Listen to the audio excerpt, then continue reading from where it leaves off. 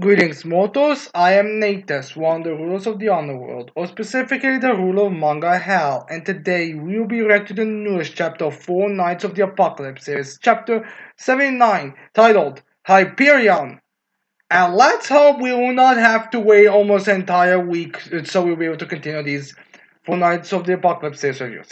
Because seriously, I'm really not a fan of how long it takes me to put them out. I mean, the next chapter spoilers, I mean, come out to have the time more faster than these chapter actions come out. I will have to do something about this schedule. So yeah, anyways, we start with the cover art of the Four Knights talking as they met an owl. As we see Percival just kind of playing with it, with Lancelot just sitting at a bush looking at it, being happy.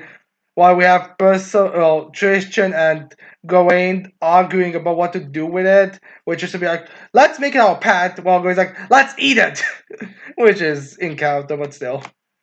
So anyways, we have the narrator they're saying as we have the narrator saying, Meliodas shields Tristan from Arthur's blade. How will he fare? Another one with such an exciting circle of friends. I mean, I think you're a bit for speeding things up when it comes to your circle of friends, and not gonna lie, this isn't exactly the most like unique. I mean, Tristan and Percival seem to be kind of on the same page when it comes to a lot of things, while Lance's like, do whatever you want, with Gawain being the only like real pushback. As things stands, I think this new team could have been a little bit better. Hopefully they do when they get bit different armor and stuff like that. So anyways, we get to the proper story as we have Arthur for standing behind Meliodas. He's coming Tristan out as Arthur is getting ready to slice him. And he also has like this ray of light, which is kind of like supposed to make it look like a godly, holy thing, but it just kind of looks ridiculous when you think about it. I was first of all looking up at that as he was like, oh no! Meliodas! This is such an overdramatic way to kill you! So yeah, it was just kind of like how Percival is more worried about Meliodas than Tristan. It's kind of hilarious. Anyways, then we cut to a part of the castle as we had a crash from it. As then we have someone saying, Queen Elizabeth, what happened? As we see a broken vase. As we see Elizabeth the same way we've been seeing her in the last couple of chapters, behind, not her fully face, which makes me wonder if there's gonna be something about the Grudge of Edinburgh that's gonna like that will be spoiled if we saw her face because how hidden she is. I don't know. We'll see on that front. Although I think if I remember correctly, the Grudge of Edinburgh Part One is gonna come out at December. I'm not sure it was a specific day. I think it was just December. With the second part, I don't think actually being revealed when it's gonna come out. Maybe a few months after, but still, so it's kind of fun. So I do wonder what kind of reveal it's gonna be. I mean, either way, we're probably gonna get spoiled unless we go somewhere way other, somewhere else. Like I don't know. As they have Elizabeth telling, I know he's one of the more memorable opponents, but I can't remember the guy with a stone with an iron mask. As Elizabeth tells him, "I'm alright. It's nothing. It's just my hand quivered suddenly." As then we have Elizabeth saying, "Listen, Tatus, I have a feeling something dreadful has happened." As we see finally Tatus being revealed, the top sorceress. Well, sorceress, and yeah, we see her finally. Now, this does actually make me wonder if we are going, if she's gonna be a more major sorceress, or if she's gonna just be like kind of a dead character. But I'm guessing she may be like a good assistant. So as on her design, she seems to be having like a bit of a move that like schoolgirl outfit.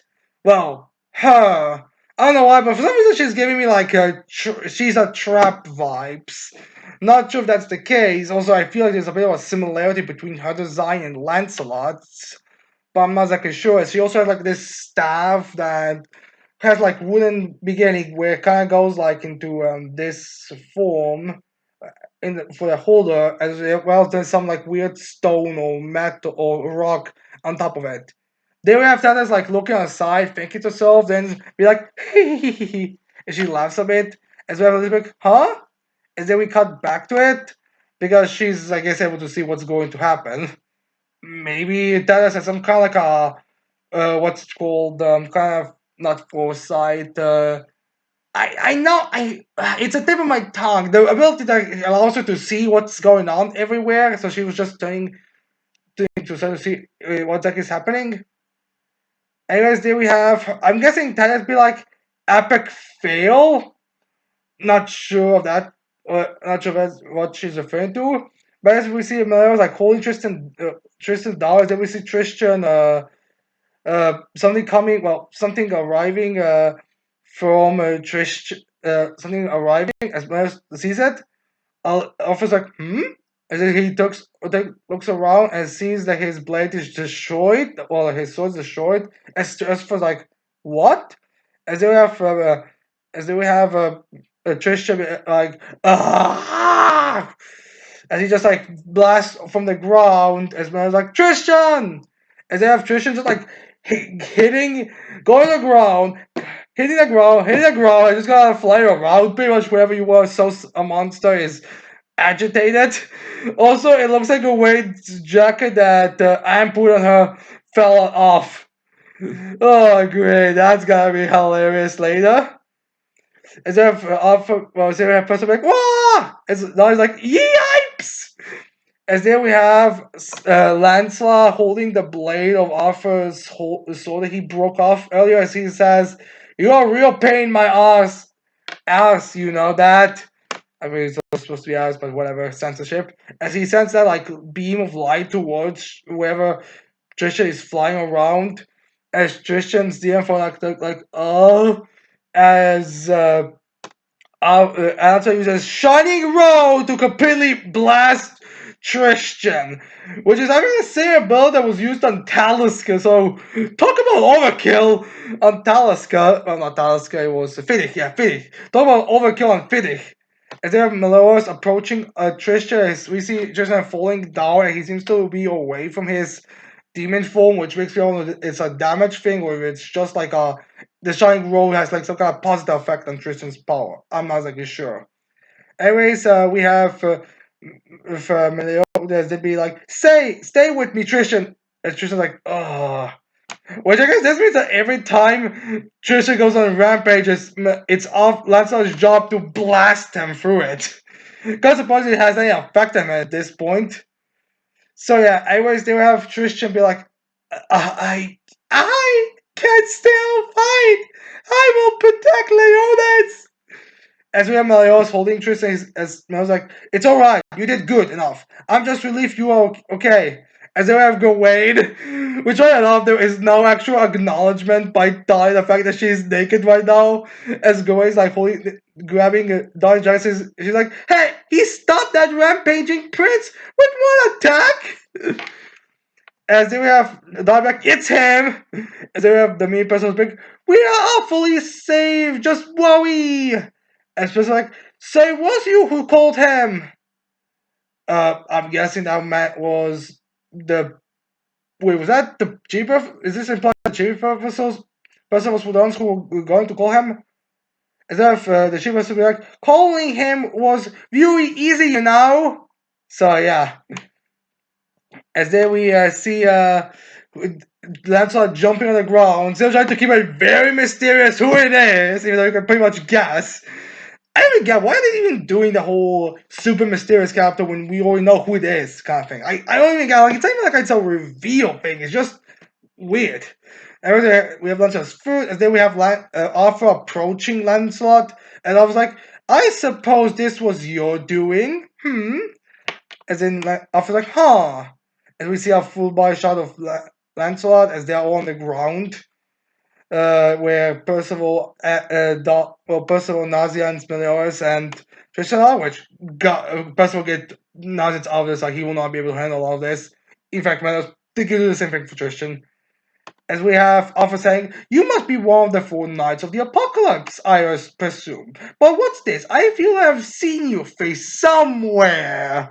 As some kind of a dreamscape to get one of of the knights to work for me in some very disturbing FBI breaking down the door fantasy. I wonder.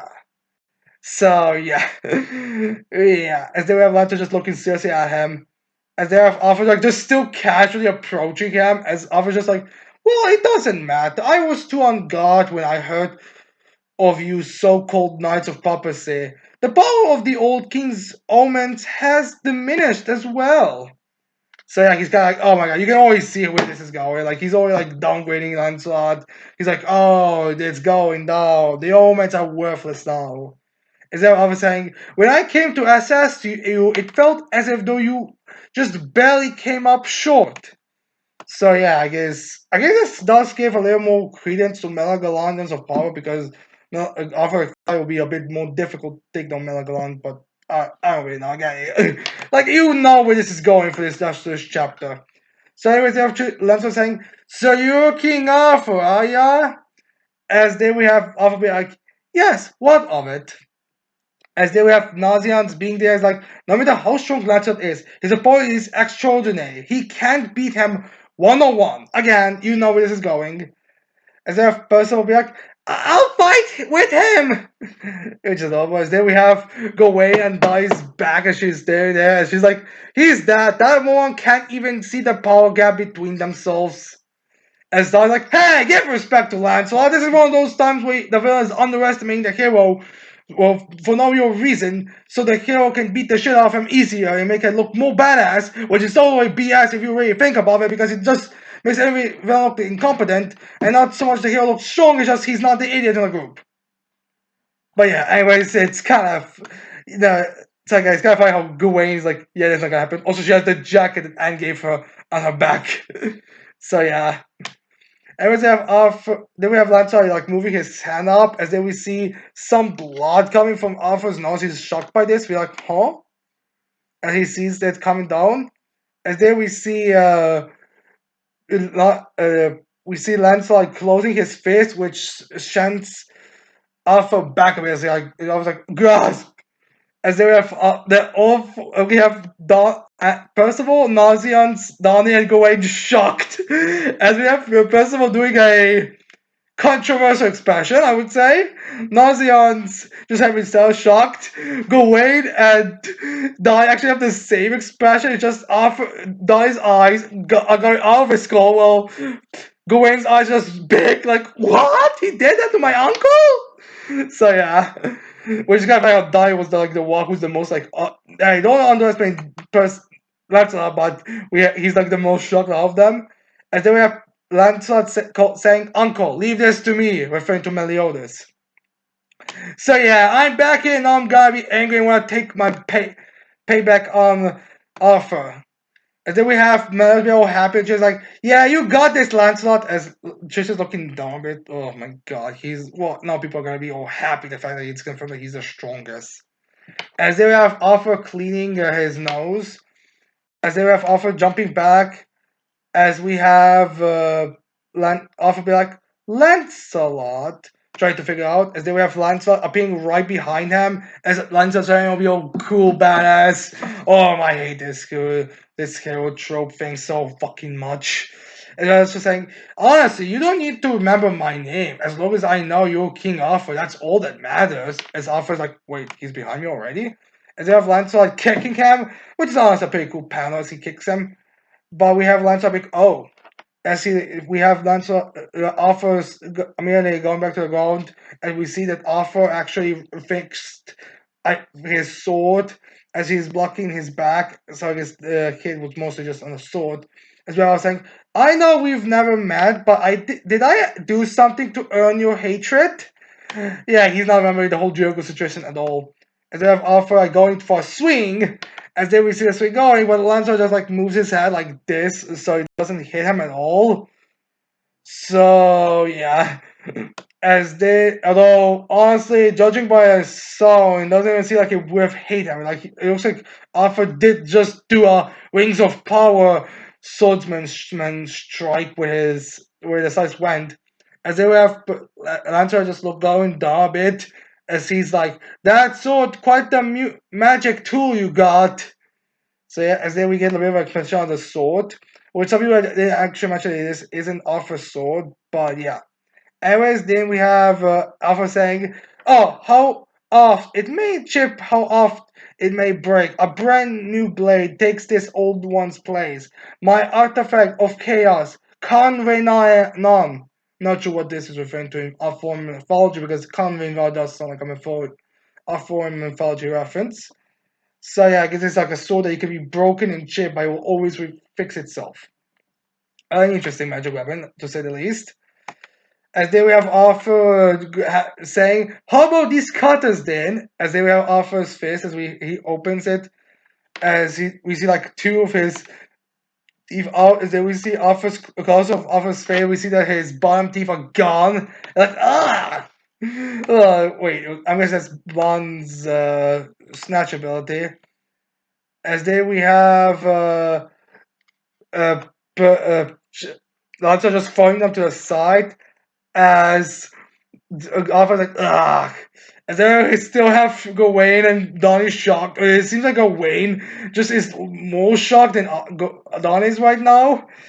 As then we have, but Meliodas be like, he really got his skill at teasing people from his dad. As then we have Trisha be like, don't tell him, he gets mad. So yeah, look, guys, we're hopeless now.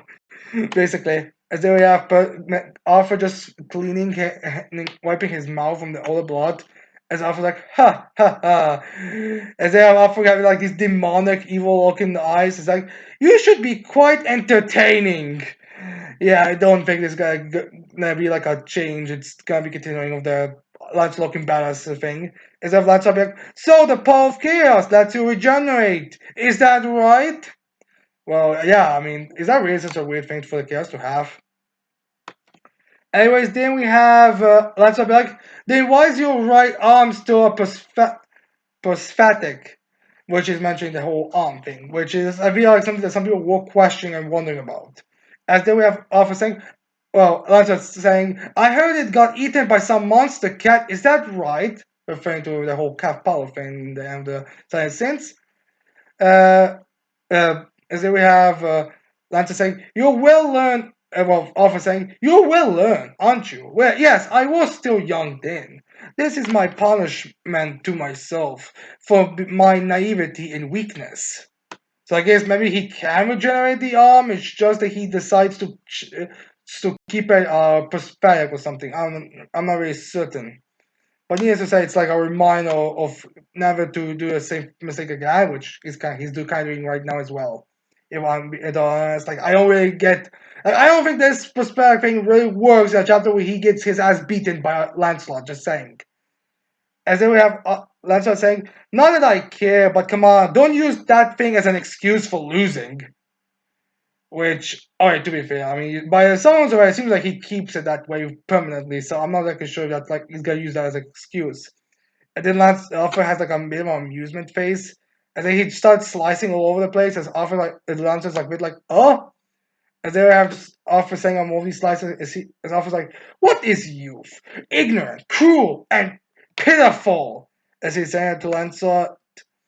As then we have like, oh no, Meadows being shocked, well, Puzzle being shocked. We see a few slices. We have now just back, oh. Then we see Gawain and Donnie were able to calm themselves a bit. We have Trisha being angry and still bloody. As then we see a Lancelot shoe. They got white.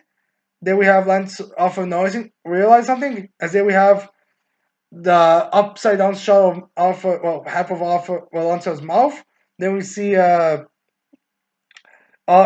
Lancelot saying on well, uh, laying on one of Arthur's arms, I think, or back, or on top of Arthur. As we have for the final part of the chapter, we have Lancelot saying, "You are saying," as we have Arthur on top of Lancelot on top of Arthur, as Arthur is shocked by this turnaround. So yeah, I guess the idea was like Arthur just kind of jumped and kicked it Arthur on the ground, as we just have him looking down there. So yeah, as then we have animal trap narrations. The first one is the one who rushed to predict. predicament was Lancelot, the biggest wheel of the four Knights of the Apocalypse. Overwhelmed already, Lancelot's way too reliable. As then we have break next issue, meaning there's no chapter next week. As we have King Arthur versus Lancelot for the next chapter. So yeah, no, this is if you are one of those people who likes these types of stuff in stories where a villain, an overpowered villain is actually overconfident just to make the characters look cool, and you know it's gonna be like a main character looking one-sidedly winning, then it's fine. But if you're someone like me who doesn't like it, you're not gonna like this chapter. But the action in it is pretty good. The artwork is top notch still. But yeah, it's a pretty simple fight chapter, not really much to speak about. Now, as for the next chapter, that we're gonna have a break for 2 weeks. Well, I'm guessing it's gonna actually be Arthur like kicking ass. I mean, now he seems to like be like at least aware. Or now I'm actually gonna take you serious in that situation. So I'm assuming Alpha has like 100 different tricks up his sleeve that he's just not using. Also, Alpha didn't remember the whole Jericho situation, so maybe he's gonna remember it, and then he's gonna like start talking, and that will make Lance like freak out, and maybe that will give Alpha a chance to like easily beat him. And that thing hasn't really been addressed yet, and I don't think Lancelot right now could actually defeat Arthur. I mean, the number of plot problems with this is beyond countable. Like, even if you're one of those people who really only cares about heroes, which for that reason why this should really just be slice of life manga go with hero characters, if we're being totally honest, and instead of these massive stories, but whatever. Personal opinions aside, I really don't think Lancelot's gonna be doing anything. I think this is like this chapter to make him look badass and tell the unnervable showing of Arthur beating the shit out of him. Although to be fair, authors don't usually do that type of stuff, so maybe it's gonna continue. I mean, there's Lancelot versus Arthur next chapter title, so I guess we'll see. But yeah, that's it on my thoughts on this chapter. I hope you like this reaction. I hope you leave your thoughts on this chapter in the comments below. Don't forget to leave a like, subscribe to the channel for more videos in the future. And with that said, I cannot wait to see all of you mortals next time. Goodbye.